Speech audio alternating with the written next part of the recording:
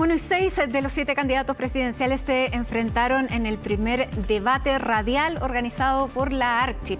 Los abanderados marcaron sus diferencias a solo 37 días de las elecciones de noviembre. Vamos a conversar con el académico y analista político de la Universidad de Talca, Mauricio Morales. Mauricio, ¿cómo estás? Muy buenas tardes.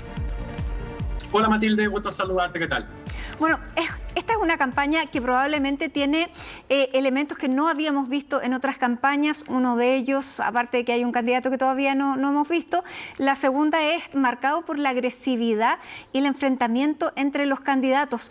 ¿Cómo viste el debate de hoy desde esa perspectiva y quién a tu juicio marcó diferencias y sale evaluado positivamente?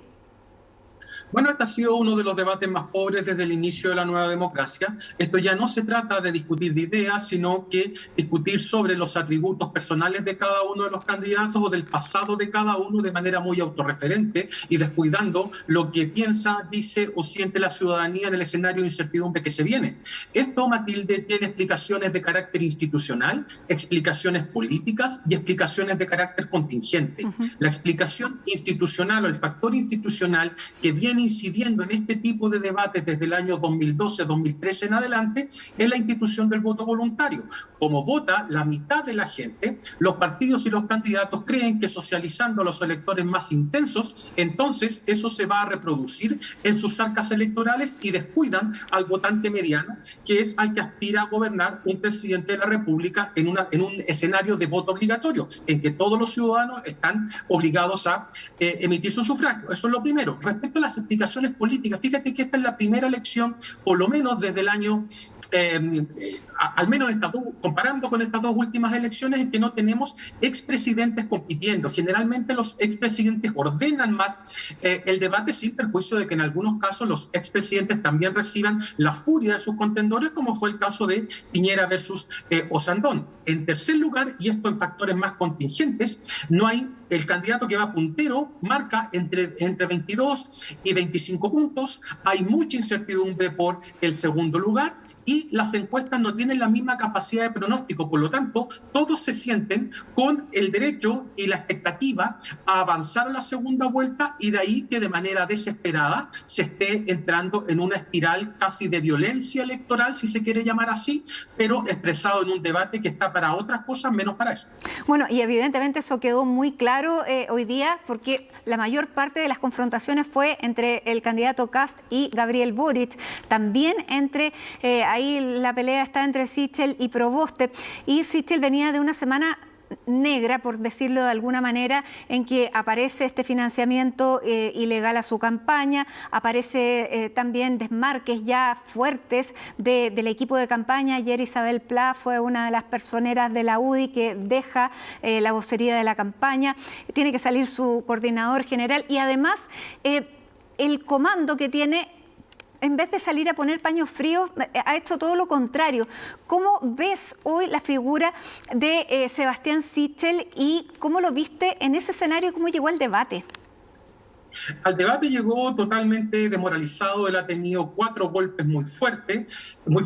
Primero, haber dicho que no era lobista, y si lo era. En segundo lugar, haber sacado el retiro del 10% y haber escondido eso. Luego aparece este financiamiento irregular de su campaña el año 2009 y ahora figura con financiamiento de empresarios ligados a la industria del gas.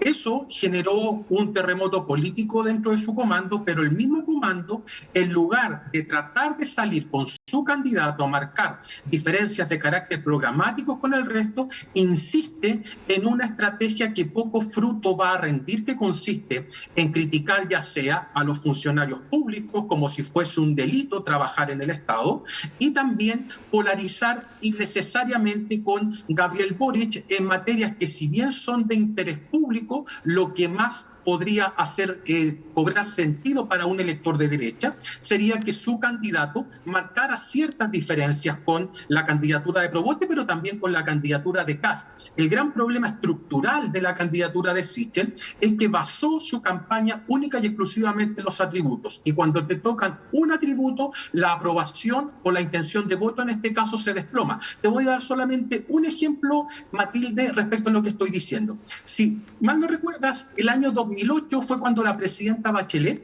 alcanzó su máximo nivel de popularidad en plena crisis económica. Es decir, en una situación deteriorada, el gobierno y la presidenta llegaron a marcar el 80% de aprobación. Pero ¿qué pasó en 2015? Se viene el caso Cabal, le pega en la línea de flotación a la presidenta y se desploma en términos de popularidad. Esos son los riesgos de basar una campaña política o una campaña electoral única y exclusivamente en los atributos, porque la fragilidad pública en la que cae un candidato lo lleva a la situación que hoy día estamos viendo con Sichel. ¿Cómo viste también la figura de Jasna Proboste? Porque ella lentamente también ha ido repuntando y se podría dar un escenario en que ella, pese a que no está puntera en las encuestas, pudiera en un escenario, si va a segunda vuelta con Gabriel Boric, ahí tiene grandes posibilidades. ¿Cómo la viste?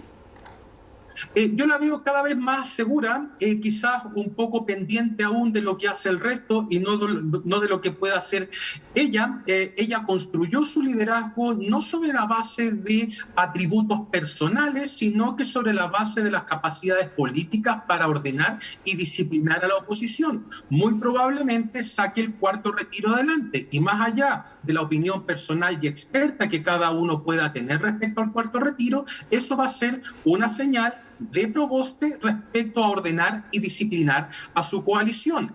Ahora bien, ¿a qué está apostando Proboste? Proboste está apostando a un escenario similar a lo que sucedió en Chile en una elección complementaria el año 1964 que se llamó el naranjazo. Acá le podríamos denominar el yaznazo. Es decir, que la votación de derecha los votantes de derecha terminen por entender que si avanza Kast a la segunda vuelta, Boric va a ser presidente y que votar por Sichel no tendría mayor sentido porque estaría rematando en un tercer o cuarto lugar. Por lo tanto, visto así las cosas, el votante de derecha tendría el incentivo estratégico para votar por una candidatura distinta, pero que evite el triunfo de la izquierda en las próximas elecciones presidenciales. Pero para eso, ella debe entender que no se puede convertir en una mala copia de Gabriel Boric, sino que apelar a los votantes de centro, porque de lo contrario va a repetir el síndrome Tomic del año 1970, que en lugar de plegarse a Frei Montalva, que venía saliendo con un 60% de aprobación, hizo un programa más parecido al de Allende, al de la Unidad Popular, y como la gente prefiere siempre el original a la copia, terminó ganando Allende y terminó perdiendo Tomic.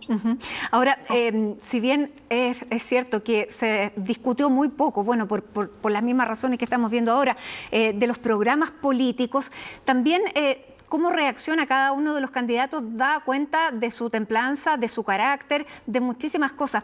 Hoy día, tal vez el más emplazado fue Gabriel Boric. ¿Cómo lo viste desde esa perspectiva de la presión? Él está jugando a tratar de que el partido termine lo más rápido. Él va en punta, todas las encuestas lo muestran en el primer lugar, está respondiendo a todos los emplazamientos que evitó en su primer debate, encarando a Kast y a Sichel con bastante aplomo.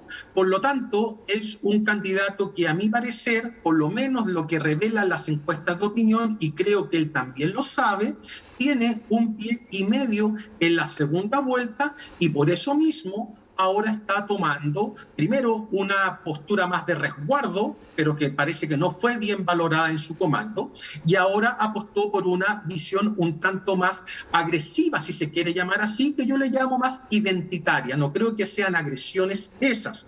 Probablemente este cambio en la estrategia se deba a que, por ejemplo, en la encuesta CADEM ha venido bajando, pero de manera muy mínima. Pero esas bajas son las que muchas veces producen cambios en las estrategias. Y por otra parte, él ha intentado de explicar en todos los tonos que el Partido Comunista no lo va a manipular, pero esas explicaciones van haciendo cada vez más importante al Partido Comunista que al propio candidato presidencial. Por lo pero tanto, hoy día fue muy duro con el candidato Jadwe, lo trató del candidato derrotado, nunca había sido así de explícito. Eso le va a traer problemas dentro de su propio comando y te lo podría garantizar, porque Jadwe ya dijo que iba a estar pendiente de Boric para que cumpliera al pie de la letra con su programa y por lo tanto se iba a convertir en una especie de cancerbero del presidente de la República en caso de que Boric gane estas próximas elecciones. En consecuencia, esta guerra civil que se podría armar entre el candidato del Frente Amplio, por decirlo así, y el Partido Comunista puede terminar con generar una imagen de Boric que ni siquiera estaría en condiciones de administrar o gobernar su propia coalición, y eso quizás no le afecte en la primera vuelta, pero sí podría ser crítico para la segunda vuelta. Y desde el punto de vista estratégico, ¿distanciarse del Partido Comunista puede ser parte de una estrategia?